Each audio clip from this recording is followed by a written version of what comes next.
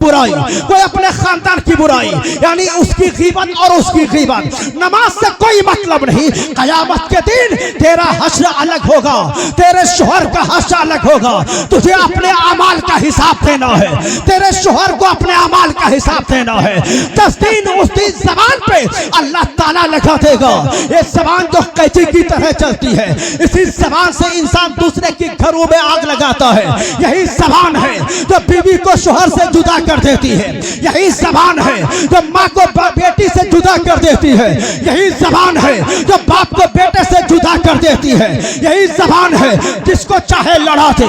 यही जबान है जहाँ चाहे आग लगा दे। लेकिन उस दिन ये जबान खामोश रहेगी, अल्लाह ताला लगा देगा इस जबान पे। उस दिन क्या बोलेगा? उस दिन हमारे हाथ बोलेंगे, हमारी आंखें बोलेंगी, हमारे कान बोलेंगे, हमारे जिस्म का रूंगटा रूंगटा बोलेगा, हमारे पैर बोलेंगे और गवाही देंगे। अगर हमने हाथ से जुल्म किया है तो ये हाथ गवाही देगा। अगर आंख से गैरों की तरफ निगाह उठाई है ये आंखें बोलेंगी। अगर कान से गैर शरीफ बातें सुनी है ये कान बोलेगा। इंसान तू जाएगा कहा, उस दिन का जवाब देगा। इसलिए 1400 साल पैगंबर ने इरशाद फरमाया कि ला तज़ुलु कदम अपनी आतमा यौमल क़ियामती मिन इंदी रब्बिही हत्ता युसअला अन खम्स। मुस्तफा फरमाते हैं कि कयामत के दिन अल्लाह जब तक बंदे से 5 चीजों के बारे में पूछ नहीं लेगा, अपने सामने से हटने नहीं देगा। वो 5 सवाल क्या है?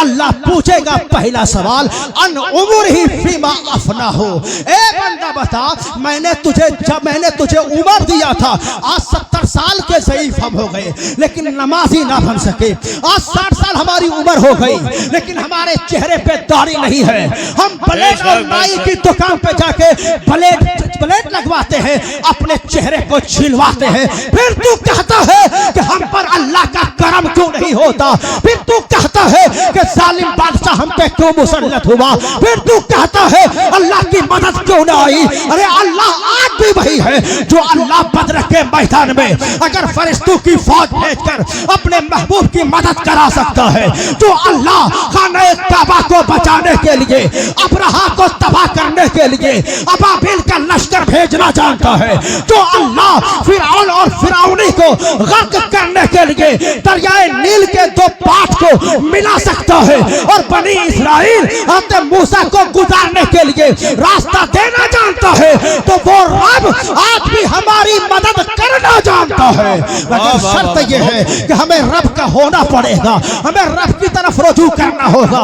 इंसान तू कितना जालिम हो गया, आज तू कहता है कि आज अल्लाह की मदद नहीं आती, हमारी मस्जिदें हमसे छीनी जा रही है, हमारी दरगाहें तोड़ी जा रही है, हमारी खानकाहों को टारगेट बनाया जा रहा है, हमारे उलमा को मारा जा रहा है। तुमने सोचा क्या?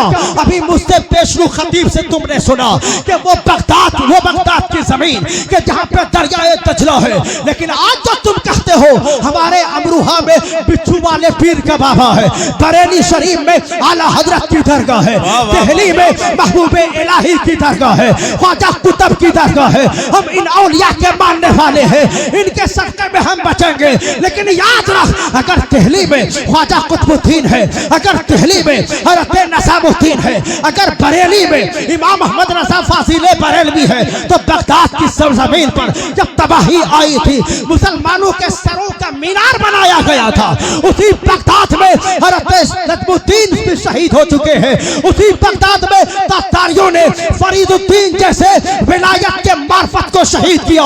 बगदाद वाले भी इसी घमंड में थे कि यहाँ सिर्री सकाती है, यहाँ मारूफ करखी है, यहाँ जुनैद बगदादी है, यहाँ गौसे आज़म का मज़ार है, यहाँ नजफ अशरफ है, जहाँ हुसैन है, जहाँ अली असगर है, जहाँ अली अकबर है, जहाँ मौला अली है। हमारा क्या होगा? लेकिन याद रख, जब बंदा अल्लाह से गाफिल होता है, अल्लाह अपने प्यारों से कहता है तुम दुआ न करना।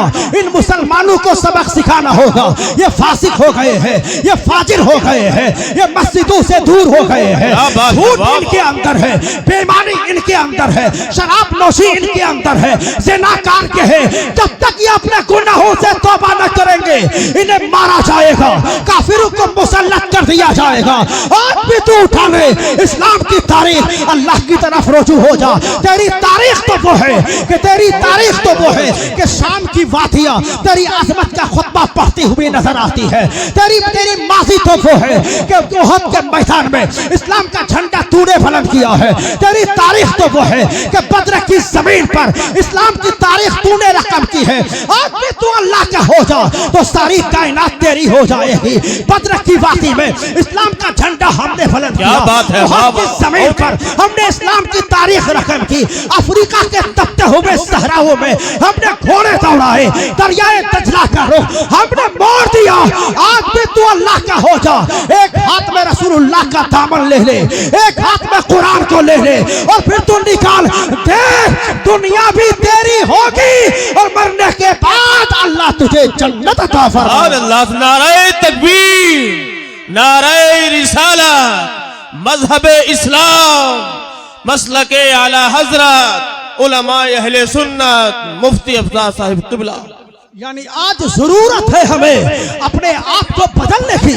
हम सोचते हैं जलसा में आए, उलमा की तकरीर सुने, इन्होंने चीखा चिल्लाया, कुरान और हदीस की बातें बताया, हम घर जाके फिर खर्राटे की नींद लेंगे। और ए जवान बेटो, तुम याद रखो आज तेरी जवानी है, अल्लाह पूछेगा कयामत के दिन, बता कि मैंने तुझे उम्र दी थी 60 और 70 साल की, तूने इस उम्र को कहाँ गवाया। आज हमारी उम्र 70 साल, हम जीने की तमन्ना रखते हैं 100 साल। यानी दाढ़ियां हमारी सफेद हो गई, गालों पे गड्ढे पड़ गए, आंखें अंदर चली गई, कमर झुक गई।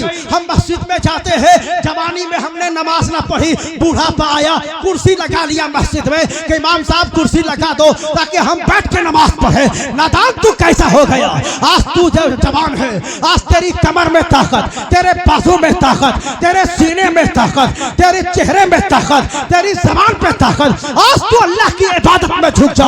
जब तू जवानी में अल्लाह की इबादत करेगा, अल्लाह तेरा हौसला हमेशा जवान रखेगा, तेरे अंदर हमेशा ताकत जवान रखेगा।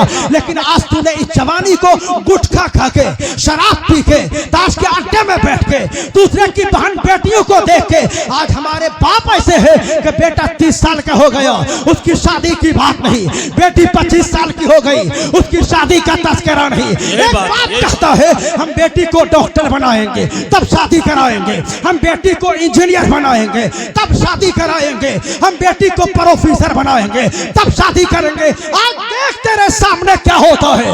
आज हमारी बेटियां, कभी बरेली से खबर सुनो, एक मुस्लिम जवान की बीवी गैर मुस्लिम के साथ भाग गई। कभी देवरिया से खबर सुनो कि फला मुस्लिम की बेटी फला के साथ भाग गई। यानी हमारी बेटियां गैर मुस्लिम के साथ भागती है और उनके इबादत खाने में जाके वो शादियां रचाती है। वो मुशरिका हो गई, अब वो बच्चे जनेगी, वो सारे बच्चे मुशरिक होंगे, वो खुद मुशरिका हो गई, वो जहन्नम में जाएगी। उस औरत को जहन्नमी किसने बनाया। ए बाप, अल्लाह तुमसे पूछेगा। अगर तुमने घर में जाकर या दुनियादारी की बात न करता, आज तू घर में जाता है कारोबार की बात, घर में जाता है कमाई की बात, घर में जाता है दुनिया के इख्तिदार की बात, घर में जाता है उलमा की बुराई की बात। तू घर में आकर जाकर दुनिया की बात अगर 4 घंटे करता, 1 घंटा अगर तू आखिरत की बात करता, अगर घर में जाकर तू कब्र के अजाब की बात करता, अगर घर में जाकर तू फातिमा ज़हरा की सीरत की बात करता, अगर घर में जाकर तू मैदान आखिरत की बात करता, तो खुदा की कसम तेरी बेटियां कहती कि मेरे बाप, मैं डॉक्टर बाद में बनूंगी, पहले आलिमा बनूंगी, मैं डॉक्टर बाद में बनूंगी, पहले कुरान पढ़ूंगी, मैं डॉक्टर बाद में बनूंगी, पहले बाहर शरीयत पढ़ूंगी, मैं डॉक्टर बाद में बनूंगी, पहले कानून शरीयत पढ़ूंगी। जो बाप अपनी बेटियों को इस दारुल उलूम में ले जाकर बाहर शरीयत पढ़ा दे, कानून शरीयत पढ़ा दे, कंजुल ईमान तर्जमे कुरान पढ़ा दे, वो बेटियां अगर डॉक्टर बनेगी, कॉलेज जाएगी, यूनिवर्सिटी जाएगी। ए दुनिया के दुश्मन अगर हमारी बेटियों को लालच दे, ए बेटियां तू गरीब बाप की बेटी है, तेरी शादी नहीं हुई, तू पढ़ने आती है, अब मुझसे शादी कर ले, मैं तुझे लग्जरी कार में घुमाऊंगा, तुझे कभी गोवा ले जाऊंगा, कभी तुझे अच्छा बंगला में सुलाऊंगा। तो हमारी बेटियों को ऐसा लालच देता, हमारी बेटियां कहती नादान, हमें तुम्हारी दौलत ना चाहिए, हमें तो मुस्तफा का दिया हुआ ईमान चाहिए। हम दौलत दे सकते हैं मगर मुस्तफा का दिया हुआ ईमान नहीं दे सकते। नारे तकबीर, नारे रिसालत, उलमाए अहले सुन्नत। माशाअल्लाह माशाअल्लाह। आज हमें जरूरत है हम अपने घर में आखिरत की बात करें, अपने घर में कब्र की बात करें, अपने घर में मैदान क़यामत की बात करें कि वहां जर्रे जर्रे का हिसाब देना होगा, कतरे कतरे का हिसाब देना होगा। तो हुजूर क्या फरमाते हैं, अल्लाह तुमसे उम्र के बारे में पूछेगा कि मैंने तुम्हें उम्र दी थी 60-70 साल की, तुमने उस उम्र को कहाँ कमाया? क्या आप कहेंगे मौला हमारी 70 साल की उम्र बेनमाजी में गुजर गई, हमारी 70 साल की उम्र जमीन और जायदाद खरीदने में गुजर गई, हमारी 70 साल की उम्र खेत और खलियान करने में गुजर गई, हमारी 70 साल की उम्र बेईमानी शैतानी में गुजर गई। और अगर आपकी उम्र 70 साल की उम्र अगर अल्लाह की इबादत में गुजरी है, सुन्नत रसूलुल्लाह के मुताबिक गुजरी है, कुरान के अहकाम में गुजरी है, अल्लाह फरमाएगा फरिश्ते मेरे इस बंदे को जन्नत में दाखिल फरमा दो। और अगर आपकी उम्र गुनाह में गुजरी है, अल्लाह फरमाएगा इसे जहन्नम में डालो। दूसरा सवाल होगा, ए बंदा बता मैंने तुझे जवानी दी थी, आज तूने जवानी कहाँ गुजारी, कैसे गुजारी है? जवानी बेनमाजी बन के गुजारे, या जवानी दूसरे की बहन बेटियों के साथ गलत करके गुजारे, या जवानी तुमने वैसे गुजार दी? अगर हमने उस दिन अपनी जवानी का हिसाब ना दे सको, अल्लाह फरमाएगा इसे भी जहन्नम में डालो। तीसरा सवाल होगा, ए बंदा बता तूने माल कैसे कमाया है, कहां से कमाया है? सूद खा के कमाया, या रिश्वत लेके कमाया, या बिजनेस या बेईमानी करके कमाया?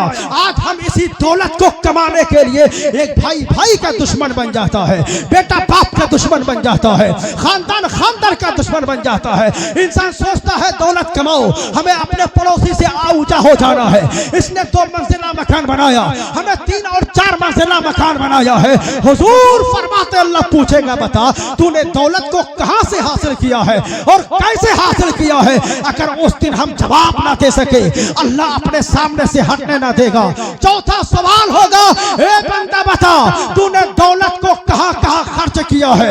मदरसे में कितना चंदा दिया था, मस्जिद में कितना चंदा दिया था, हराम काम में कितना खर्च किया था, फजूल खर्च में कितना काम किया था, अपनी औलाद पर कितना खर्च किया था? अल्लाह सब पूछेगा।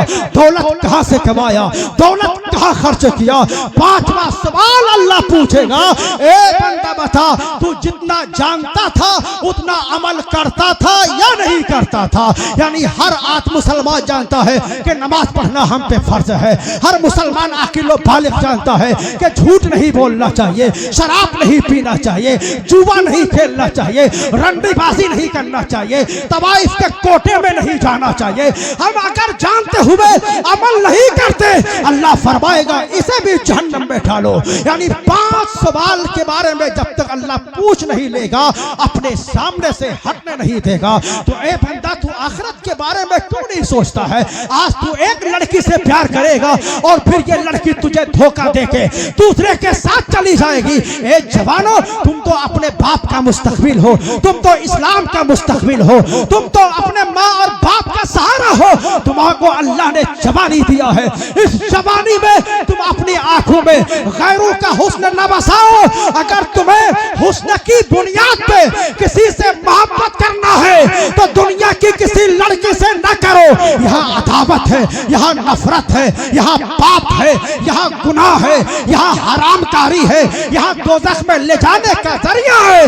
अपना दिल देना है तो उसे दो जो तुम्हें जन्नत में दाखिल फरमा दे। कौन है वो इस रूबे जमीन पर आसमान के नीचे कि जिसको हम दिल देंगे वो जन्नत में ले जाएगा? वो कोई और नहीं, हमारे आपके आका अहमद मुस्तफा आमिना के लाल मुस्तफा जाने रहमत है।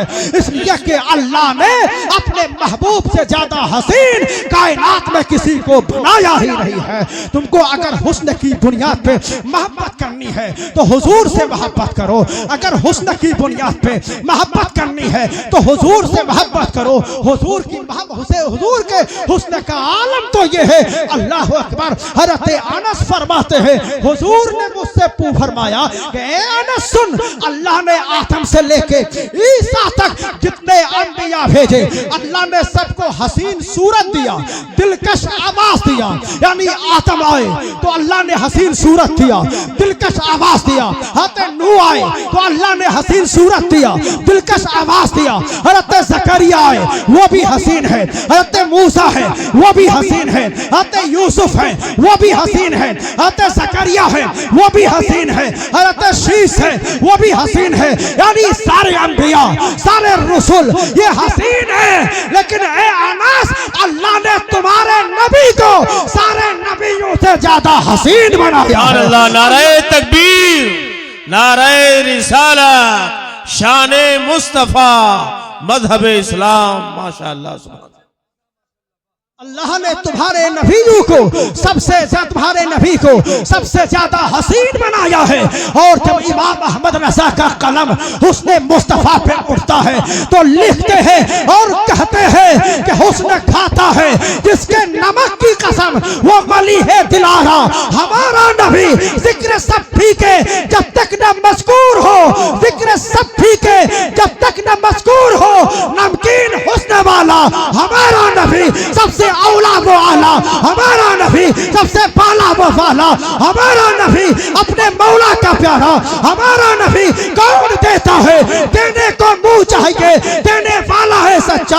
हमारा नबी और सारे अच्छों में अच्छा, समझिए जिसे है उस अच्छे से अच्छा हमारा नबी। बेशक बेशक, सुभान अल्लाह, सुभान अल्लाह। मुस्तफा से बढ़कर किसी का हुस्न नहीं। तो ए नौजवानों, तुम्हें अपना दिल देना है तो मुस्तफा को दो। यानी सर झुकाओ रब के लिए और दिल दो मुस्तफा के लिए। अल्लाह ने सर दिया है अपनी बारगाह में झुकाने के लिए और दिल दिया है अपने महबूब से मोहब्बत करने के लिए। तो दिल में मुस्तफा का हुस्न बसा लो। तुमने पता नहीं है वो 3 मुजाहिद थे कि जिन मुजाहिदों ने जो 3 मुजाहिद थे रोम के रहने वाले। और हुजूर क्या फरमाते, एक हदीस और याद आ गई सरकार की।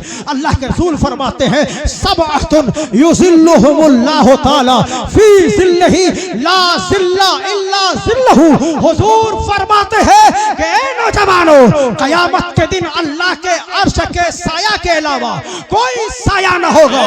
उस दिन सब कुछ बराबर हो जाएगा। ना पहाड़ होंगे, ना दरख्त होगा, ना आसमान होगा, ना ये जमीन होगी जिस जमीन पे आज बैठे हैं। अल्लाह ने सारा कुछ बराबर कर देगा। यानी सारी जमीन बराबर होगी। एक छल्ला अगर बीच में पड़ा होगा तो इस दूसरे किनारे से देखने वाला खड़े होकर देखेगा, वो छल्ला उसे नजर आएगा। यानी सारी जमीन बराबर होगी।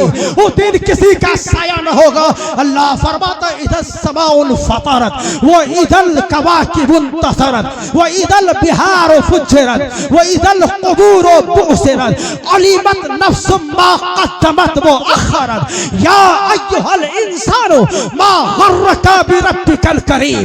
जिस दिन आसमान फट जाएंगे, सितारे झड़ पड़ेंगे, समंदर बहा दिए जाएंगे, कब्रें कुरे दी जाएंगी। हे इंसान, उस दिन जमीन पे रह के तूने आगे भेजा है वो भी जानेगा, जो पीछे छोड़ा है वो भी जानेगा। उस दिन जो कयामत का दिन होगा। आज इंसान कहता है कि आज दुनिया का दौर कैसा हो गया। आज बेटियां ऐसे लिबास पहन के जाती है कि लगता ऐसा है कि वो नंगी घूम रही है। मेरे हुजूर ने 1400 साल पहले फरमाया कि जब कयामत करीब आएगी तो औरतें ऐसा लिबास पहनेगी कि लिबास पहनने के बाद भी वो बरहना नजर आएगी।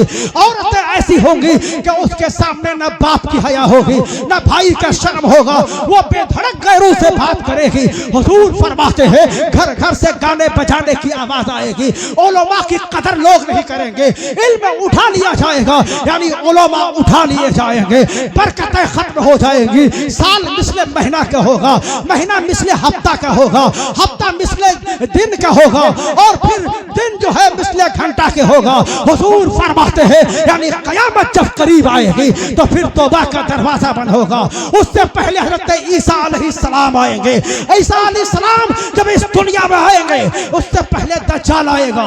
हजरत ईसा अलैहिस्सलाम की सांस की खुशबू से दज्जाल ऐसे पिघलेगा जैसे पानी में नमक घुलता है। हजरत ईसा दज्जाल को मारेंगे। हजरत ईसा अलैहिस्सलाम 40 साल हुकूमत करेंगे।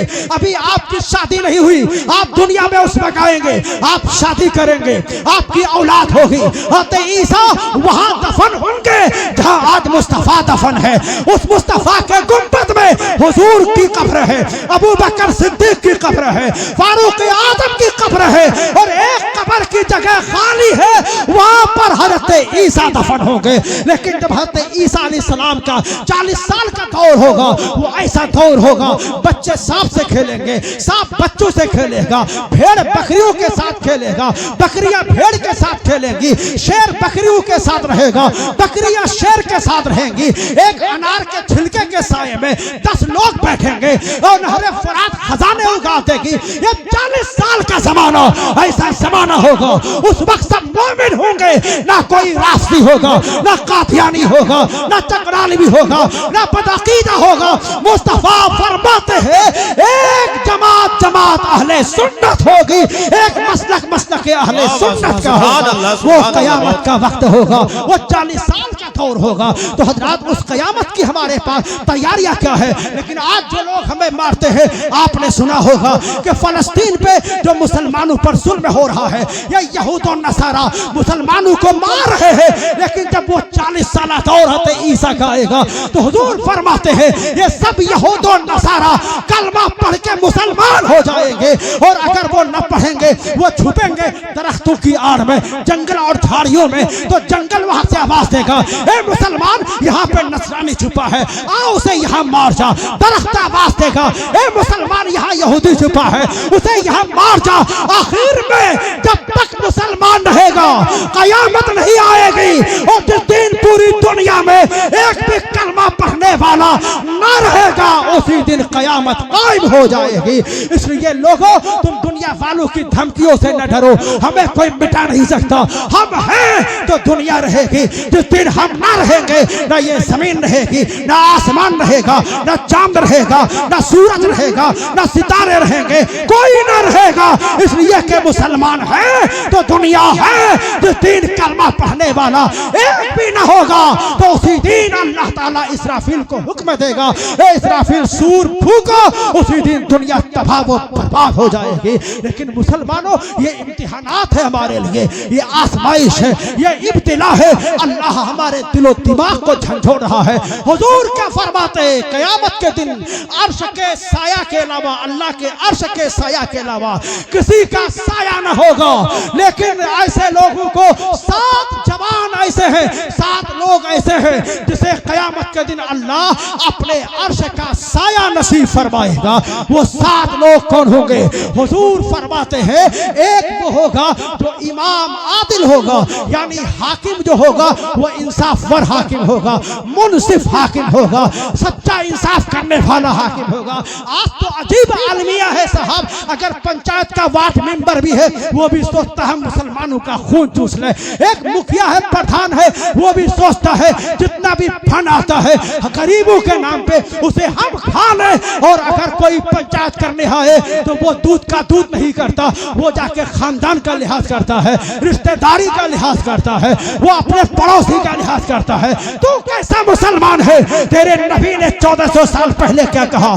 कबीले कुरैश की एक औरत ने चोरी किया और तमाम खानदान वालों ने मिलाया कि जब ये चोरी किया है इसका हाथ काटा जाएगा, इसको सजा दी जाएगी। तो सबने मशवरा किया कि चलो हज़रत ज़ैद के बेटे उसामा के पास चलते हैं, उनकी बात हुजूर मानेंगे, इनको सजा नहीं मिलेगी। सारे लोग उसामा के पास आए, कहा कि हुजूर से सिफारिश कर दो ताकि इस औरत का हाथ कटने से बचाए। वो आए, मेरे नबी से अभी कुछ कहा नहीं था, हुजूर ने दिल की बात जान ली, कहा कि जिस काम के लिए आए हो वो काम मैं ना करूंगा। और कान खोल कर सुनो कि अगर चोरी करने वाली मेरी बेटी फातिमा भी होती तो मैं अपनी बेटी फातिमा का हाथ काट देता। बेशक बेशक बेशक। ये इंसाफ है मुस्तफा का, ये अदल है मुस्तफा का, ये कानून है मुस्तफा का।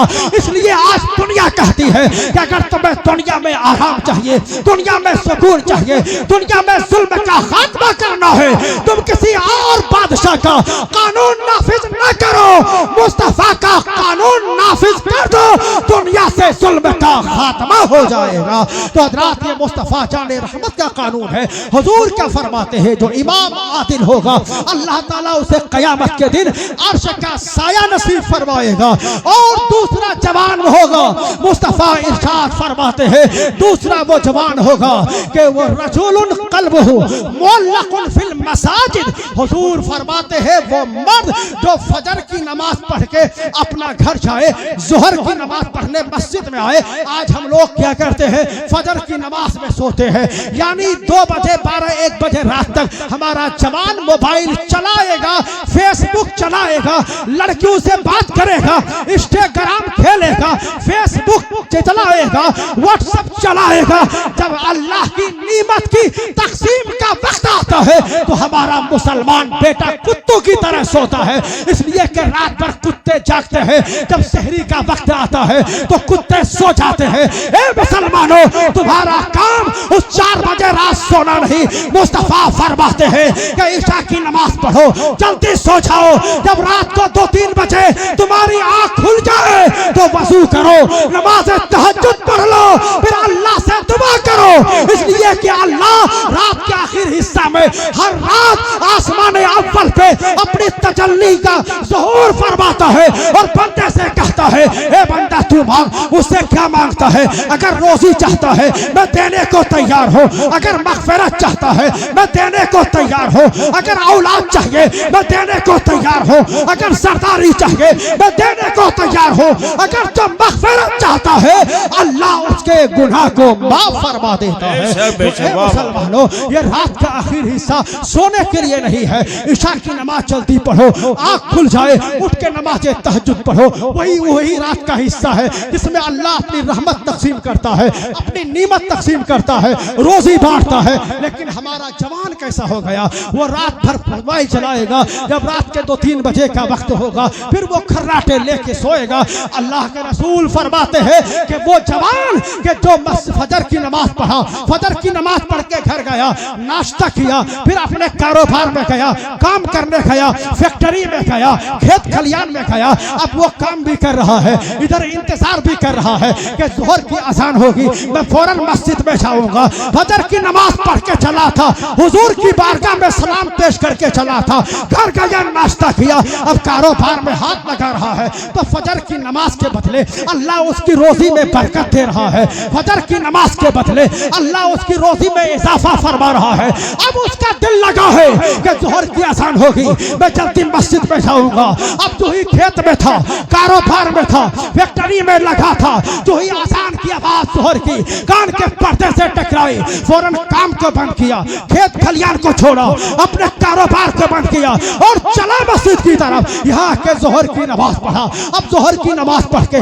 घर गया, वहां जाके खाना खाया दोपहर का। अब दिल लगा है कि जल्दी से असर की अज़ान होगी, मस्जिद जाऊंगा, खाना खाया, सो गया, 1-2 घंटा आराम किया, इतने में असर की अज़ान हो गई। फिर मस्जिद में आ गया, नमाज़ किया, नमाज़ें पढ़ी, असर की नमाज पढ़ के अब मस्जिद से निकला। अब बाजार का वक्त है, बच्चों के लिए सब्जी खरीदना है, कपड़े खरीदना है, घर के लिए राशन पानी लेना है, बाजार गया। अब सोच रहा है जल्दी जल्दी खरीदना है, मगरिब की अज़ान होने वाली है, हम मगरिब की नमाज पढ़ेंगे। घर आया, सामान खरीद कर अपने बच्चों को दिया, इधर मगरिब की अज़ान हो गई। अब वो मगरिब की नमाज के लिए आया, मगरिब की नमाज पढ़ी, फिर घर गया, सोचा मैं खाना खाऊंगा, भूख लगी है, खाना तैयार है, खाना खाया। जब ईशा की अज़ान होगी जल्दी से मस्जिद जाऊंगा। अब ईशा की अज़ान हुई, वो नमाज के लिए चला और नमाज पढ़ी तो मुस्तफा फरमाते हैं कि जिसका दिल मस्जिद में लगा होगा